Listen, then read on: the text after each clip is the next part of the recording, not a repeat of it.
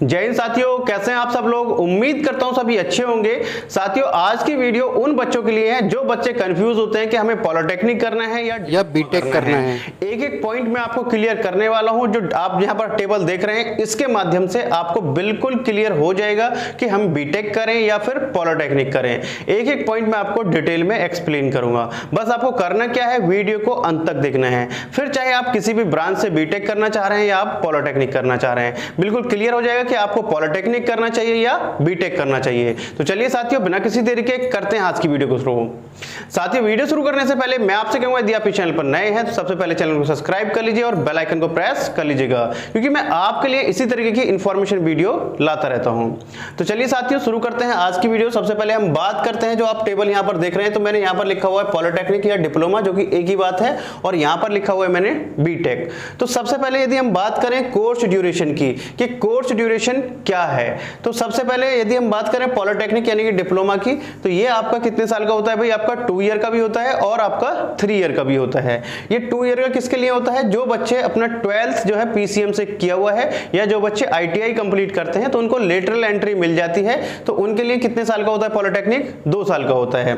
और जो बच्चे 10th से अपना पॉलिटेक्निक करना चाहते हैं तो उनके लिए जो पॉलिटेक्निक होता है वो कितने का होता है भाई? आपका 3 ईयर का होता है। बिल्कुल क्लियर है आपको। अब यहां पर बात करते हैं आगे।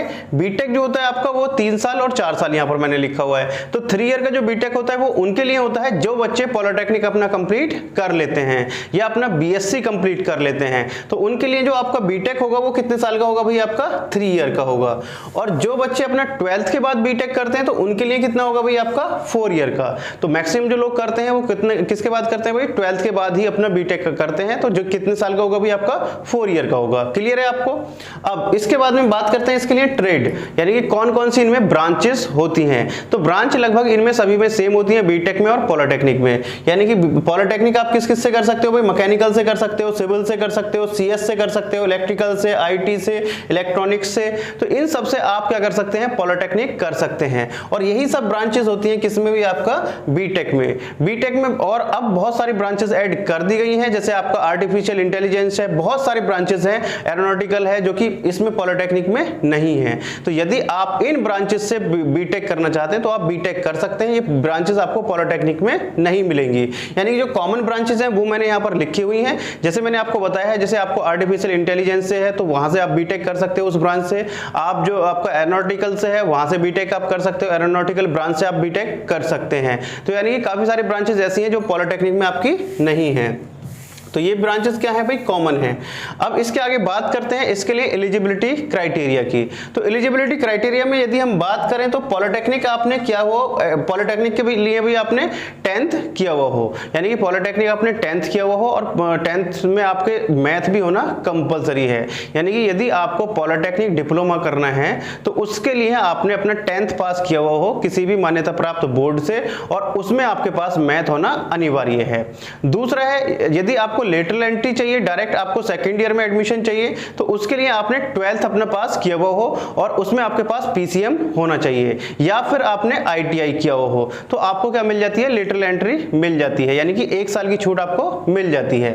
अब इससे आगे यदि हम इधर बात करते हैं बीटेक में, तो बीटेक के लिए जो एलिजिबिलिटी क्राइटेरिया है तो उसमें आपने अपना 12th किसी भी मान्यता प्राप्त बोर्ड से किया हुआ हो, और उसमें साथ के साथ आपके पास में 12th में पीसीएम होना अनिवार्य है, यानी कि फिजिक्स, केमिस्ट्री, मैथ। इसके बाद में फिर आपके पास 2 सब्जेक्ट कोई भी हो सकते हैं, क्योंकि 12th में हमारे पास कितने होते हैं? 5 सब्जेक्ट होते हैं जो कंपलसरी होते हैं। तो 5 सब्जेक्ट में आपके 3 जो सब्जेक्ट होने चाहिए, फिजिक्स, केमिस्ट्री और मैथ। बाकी जो 2 सब्जेक्ट हैं वो कोई भी आप ले सकते हैं, कोई भी 2 सब्जेक्ट आपके पास हो सकते हैं 12th में। तो ये हो गया इसके लिए एलिजिबिलिटी क्राइटेरिया। यदि आपको लेटरल एंट्री चाहिए तो लेटरल एंट्री बीटेक में किससे मिलती है भाई? आपने पॉलिटेक्निक यदि अपना कंप्लीट कर रखा है तो फिर आपके लिए बीटेक 3 साल का होगा, आपको डायरेक्ट सेकंड ईयर में एडमिशन मिल जाता है। तो ये होता है इसके लिए एलिजिबिलिटी क्राइटेरिया। यहां पर बच्चों का एक कंफ्यूजन और रहता है। एक कंफ्यूजन ये रहता है कि सर मैंने बीटेक अपना जो पॉलिटेक्निक अपना मैंने मैकेनिकल से किया है, तो क्या मैं बीटेक सिविल से कर सकता हूं, सीएस से कर सकता हूं, यानी कि ब्रांच में क्या अपनी चेंज कर सकता हूं? जैसे यह बच्चे ने पॉलिटेक्निक अपना आईटी से किया है और वो बीटेक सीएस से करना चाहता है, तो वो क्या कर सकता है? बिल्कुल कर सकता है। ऐसा कुछ नहीं है कि आपने जिस ब्रांच से पॉलिटेक्निक किया है उसी ब्रांच से आपको बीटेक करना होगा। मैक्सिमम यूनिवर्सिटीज में क्या है, अलाउ किया जाता है कि आप पॉलिटेक्निक आपने किसी भी ब्रांच से किया है और आप बीटेक किसी भी ब्रांच से कर सकते हैं। एक दो यूनिवर्सिटीज हैं जो इसको अलाउ नहीं करती हैं। क्लियर है आपको? चलिए आगे बात करते हैं इसके लिए फीस की। तो साथियों यदि हम फीस की बात करें पॉलिटेक्निक के लिए तो ये डिपेंड करता है कॉलेज और यूनिवर्सिटी पर कि आप किस तरह के कॉलेज या यूनिवर्सिटी में एडमिशन ले रहे हैं, ये डिपेंड करता है उसके ऊपर। यदि हम एवरेज फीस की बात करें तो जो इसकी एवरेज फीस है अच्छे कॉलेज या यूनिवर्सिटी की, तो पॉलिटेक्निक की जो फीस है वो लगभग 50,000 रुपए के आसपास होती है। यानी कि ये एवरेज फीस है, इससे कम भी हो सकती है और इससे थोड़ी ज्यादा भी हो सकती है। तो यानी कि यदि किसी अच्छे कॉलेज यूनिवर्सिटी की हम बात करें तो वहां पर जो फीस है आपकी 50 से 60,000 रुपए की रेंज में रहती है। अब यदि हम बात करते हैं बीटेक की कि बीटेक में कितनी फीस रहती है, तो बीटेक में भी यदि हम एवरेज फीस की बात करें, जो एवरेज फीस है अच्छे कॉलेज या यूनिवर्सिटी की, वो आपकी 1 लाख से लेकर और 2 लाख के बीच में रहती है। यदि अच्छे कॉलेज या यूनिवर्सिटी की हम बात करें, जो बिल्कुल थर्ड क्लास है उसमें आपका 50,000 में भी बीटेक हो जाता है, आपका 70,000 80,000 में भी हो जाता है। लेकिन अच्छे कॉलेज और यूनिवर्सिटी की यदि हम फीस की बात करें तो वो आपकी जो एवरेज फीस है 1 लाख से 2 लाख के बीच में रहती है। तो ये आपको क्लियर हो गया होगा।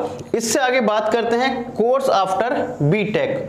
कोर्स आफ्टर बीटेक यानी कि बीटेक करने के बाद में हम और क्या कि हम कोर्स आफ्टर यानी कि पॉलिटेक्निक के बाद हम क्या कर सकते हैं और बीटेक के बाद हम क्या कर सकते हैं।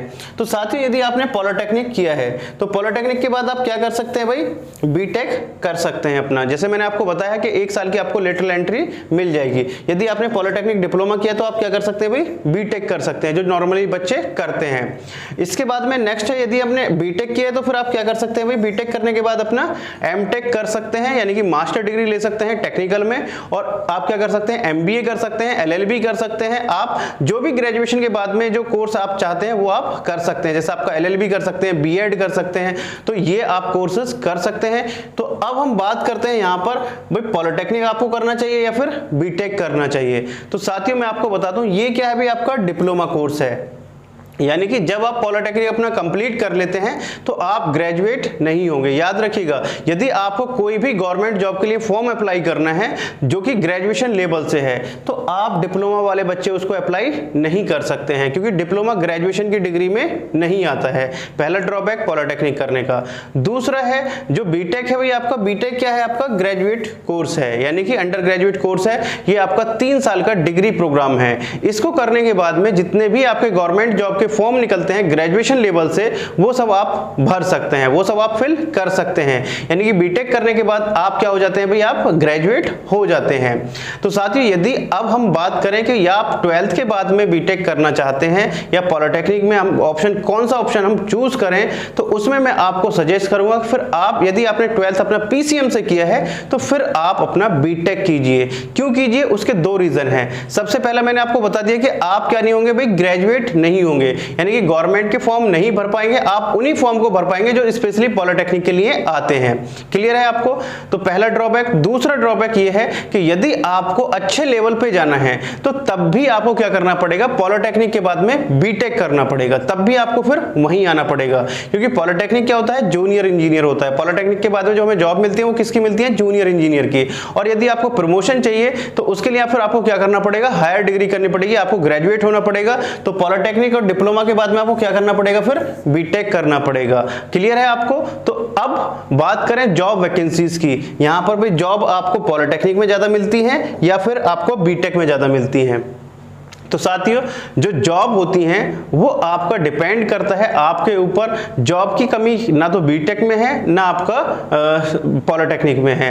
वो डिपेंड करता है कि आपको कितनी नॉलेज है, आपने किस कॉलेज या यूनिवर्सिटी से अपना बीटेक या पॉलिटेक्निक किया है।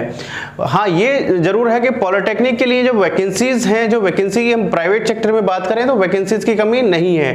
क्यों, प्राइवेट में आपका जो मैंने बताया आपको पॉलिटेक्निक करने के बाद में, डिप्लोमा करने के बाद में जो हमें वैकेंसी मिलती है वो मिलती है जूनियर इंजीनियर की। तो जूनियर इंजीनियर की संख्या जो होती है वो होती है ज्यादा, और बीटेक करने के बाद में जो वैकेंसीज आती हैं वो हो गया आपका अपर जूनियर। तो अपर के लिए आपकी जो है कहीं ना कहीं वैकेंसी थोड़ी सी कम होती हैं। तो वैकेंसीज ऐसा नहीं है पॉलिटेक्निक में आपकी वैकेंसीज कम है, पॉलिटेक्निक में वैकेंसीज बहुत है, कमी नहीं है। बस मैंने आपको जो बताया उस चीज का ध्यान रखिएगा कि आप इसमें ग्रेजुएट नहीं माने जाते हैं। यदि आप अपना पॉलिटेक्निक कर लेते हैं और कहीं ग्रेजुएशन के बेस पे जॉब वैकेंसीज निकलती हैं तो वो आप फिल नहीं कर सकते हैं। वहां वहां पर आप उन वैकेंसीज को फिल नहीं कर सकते हैं, ये आपके लिए ड्रॉबैक है। अब ये आपको क्लियर हो गया होगा कि भाई हमें पॉलिटेक्निक करना चाहिए या हमें बीटेक करना चाहिए। अब इसमें बच्चे कहते हैं कि सैलरी कितनी मिलती है, तो सैलरी नॉर्मल सी बात है कि पॉलिटेक्निक में जो सैलरी है वो आपको कहीं ना कहीं कम रहती है बीटेक से, क्योंकि बीटेक क्या है, इसकी अपर डिग्री है और ये डिपेंड भी करता है कि आप किस पोजीशन पे हैं, आपकी जो ज्वाइनिंग है किस तरीके से हो रही है। यदि हम स्टार्टिंग की बात करें तो स्टार्टिंग में पॉलिटेक्निक की जो मिनिमम सैलरी है वो आपको 15,000 रुपए से लेकर और 30,000, 40,000, 50,000 रुपए तक रहती है, जो मिनिमम आपकी सैलरी है। और यदि हम बीटेक की बात करें तो बीटेक में डिपेंड करता है आपके कॉलेज यूनिवर्सिटी पर, तो आपकी जो मिनिमम सैलरी है वो आपका 20, 25, 30,000 रुपए से लेकर और आपकी 1 लाख रुपए पर मंथ तक भी रहती है, यानी कि बीटेक में भी काफी अच्छी सैलरी है।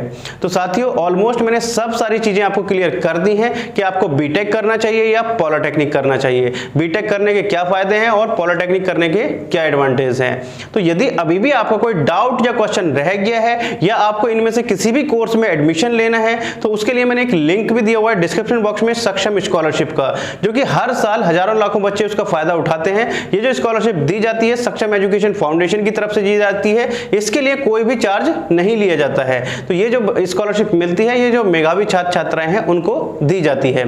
तो साथियों ऑलमोस्ट मैंने सब सारी चीजें आपको क्लियर कर दी हैं। यदि अभी भी आपको कोई डाउट या क्वेश्चन रह गया है तो आप मेरे से कमेंट बॉक्स में पूछ सकते हैं, मैं जितने जल्द से जल्द होगा उसका आंसर यस पर वीडियो बनाने की पूरी कोशिश करूंगा। तो चलिए साथियों मिलते हैं आपसे नेक्स्ट वीडियो में कुछ नई अपडेट के साथ, तब तक के लिए जय हिंद, जय भारत।